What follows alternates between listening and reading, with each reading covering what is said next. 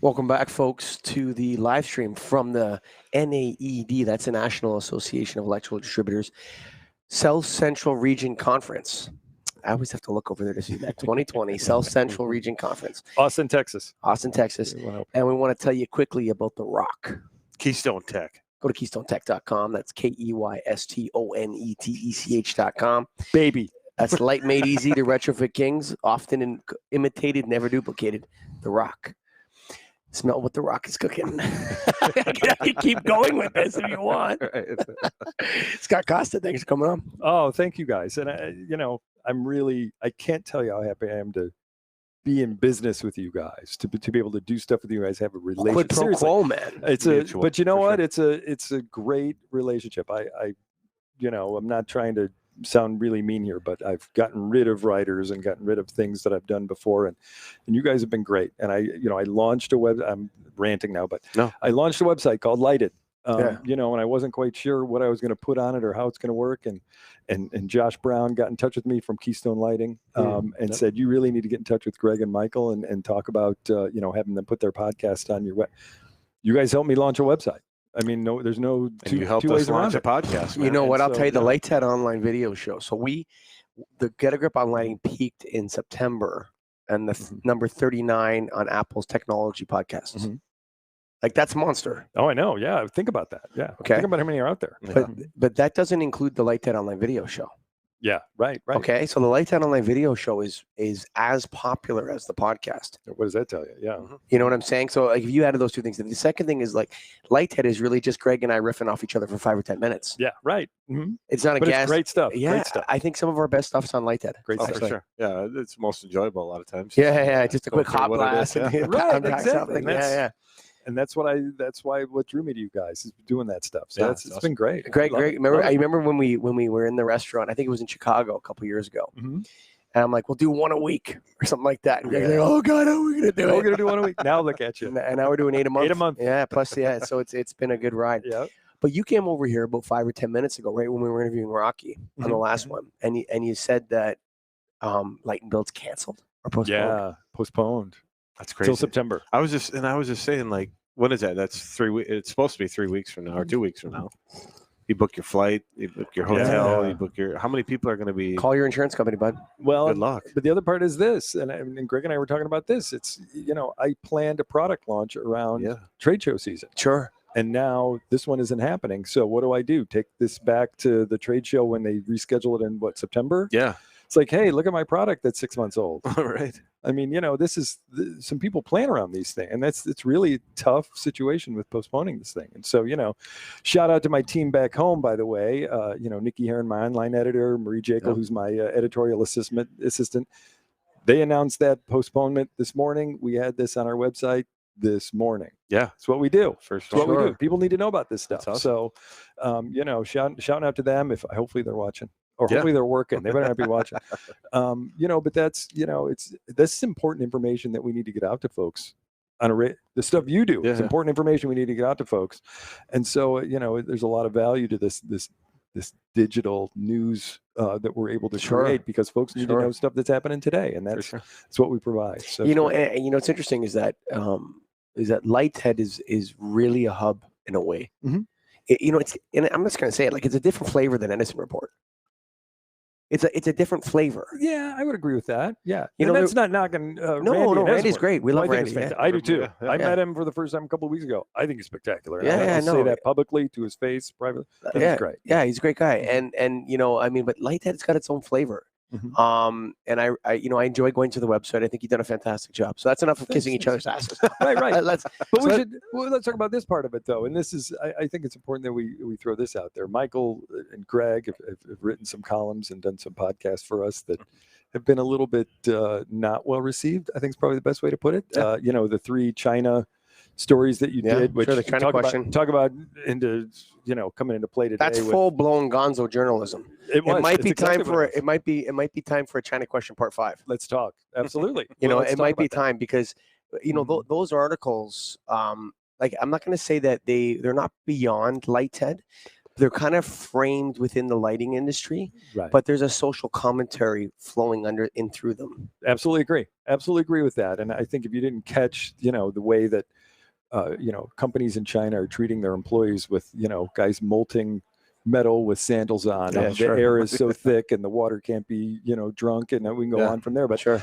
it's amazing how, how lighting is manufactured and sent to this country, the way people are treated there, and the way you described it, had some dirty words in it, and Sure. had some, had some real sort of grab you by the collar gonzo journalism to it, and we took a flyer on it. I took a flyer on it and said, after I read it, I'm like, this is good. We can post it. And again, Nikki, my online editor, looked at me like, you sure you want to post this? I'm like, yeah, let's do it. And some other stuff we did the, the stuff on non-compete clauses, and what that means. I lived in a world where I was under a non-compete clause of my own while I was enforcing non-compete clauses against other people. And so, I understand, and some people didn't, take it so great, obviously writing a story like that. And I understand their side of it. I understand that, you train people and you want them to stay. And I get that, I'll take the heat on that. That's okay. Go ahead and bring it. I understand your perspective on it. But it's what we're going to do. It's these are real issues out there. There's employees out there that want to know where their lighting comes from. There's employees out there that want to know what the real validity of being under a non-compete is, and what the value of it is. So, and if you don't like it, take the time to write your own article. Absolutely, and I'll take it. I'd love to see it, and we'll certainly post those too. I mean, it's not, it's not a completely wide open forum where it's like, hey, I gotta, I want to complain about something, so post this online. Or take your time, sit down, write an article. Absolutely, opinion pieces aren't right or wrong. Yeah, exactly. Right. That's what I see. Yeah, exactly. Yeah. But I appreciate it. This COVID 2019 thing. Okay, it's a flu. You think? Yes. Oh, it's called the flu. Yeah, it is the flu. I agree. So you eat a ferret badger. Yeah. Okay. Or a bat. Why? Or something like that. Right. Like, first thing, why are you eating a ferret badger? Well, okay. It's what they did. So you're eating exotic animals. Okay. You're making stews with them or whatever, and you get sick. Okay.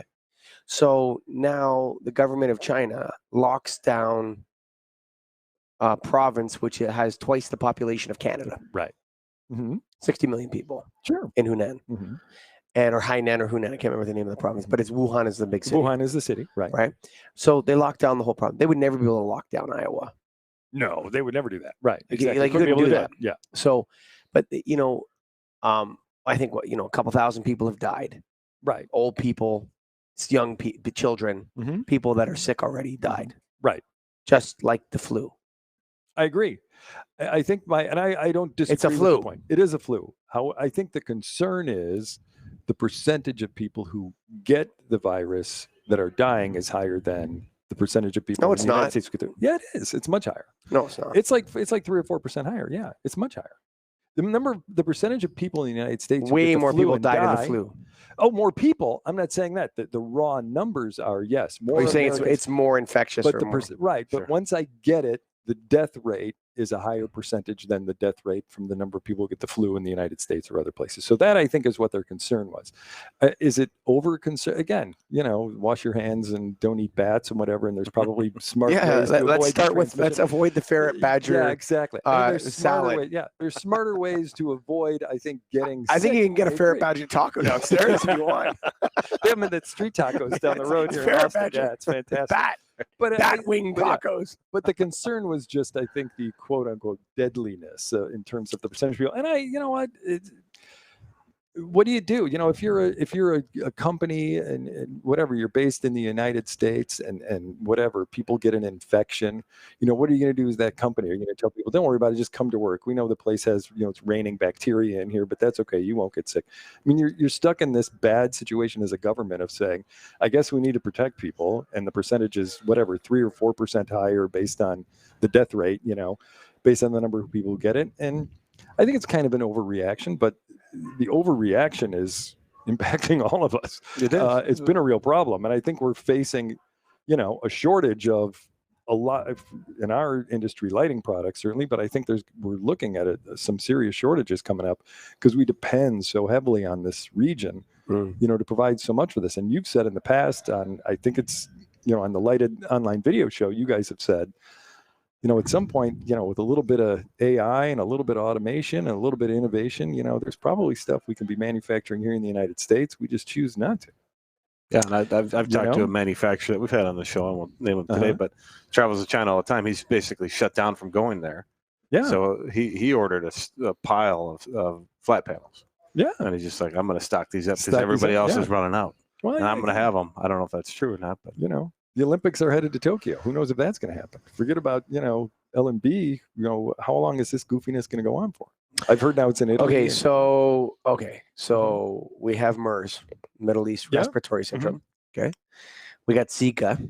Yeah, we got the bat flu from Wuhan. SARS. Yeah. Okay, the message of fear and loathing is be afraid. Mm-hmm. They're eating. I think it's like, I think part of the there's almost like a conspiracy, okay, between the media, okay, and the public, and that conspiracy goes something like this. I'm not going to tell you anything unless I frame it in a way that makes it seem much scarier or whatever than it actually is. Yep. Right. So what is this flu from China? It's got to do with eating bats, ferret badgers. So and it's from a place called Wuhan. Yeah, it's like it starts to sound like it really. Yeah, and you've never been there before, and you don't even know what's going on. The whole thing's on lockdown, and and President Xi Jinping is showing leadership for the Chinese people. And it's like, it's a flu, dude. It's called the flu. I don't disagree with that. It's a bat flu. Maybe it's bat shit. I don't know what it is. Right. No, but that's you got to be smart with your media. Now we're on a completely separate rant. Mm-hmm. You got to be smart with your media, and again, I've lived in media my whole life. When I was 18 years old, I was working in media, and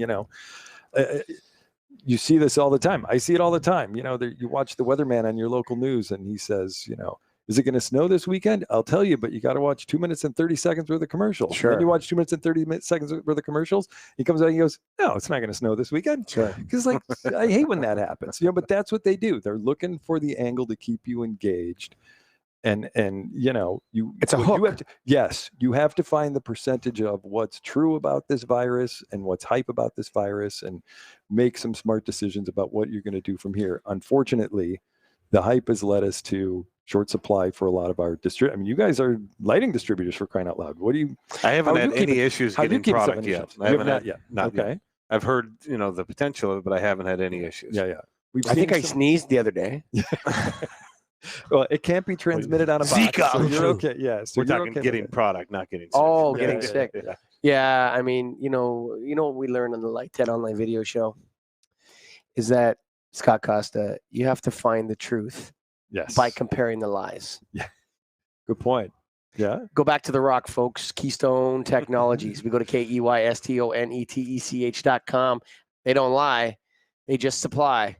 KeystoneTech.com, baby. That's Josh right. Brown. The Rock. Josh Brown. Hashtag coming out hot from the NAED South Central Regional Conference. Thank God they wrote it on the wall over there. And to you, the listeners out there, all you people that are liking our social media feeds and all that sort of stuff, super grateful. Without you, we're nothing. Thanks again. Bye for now.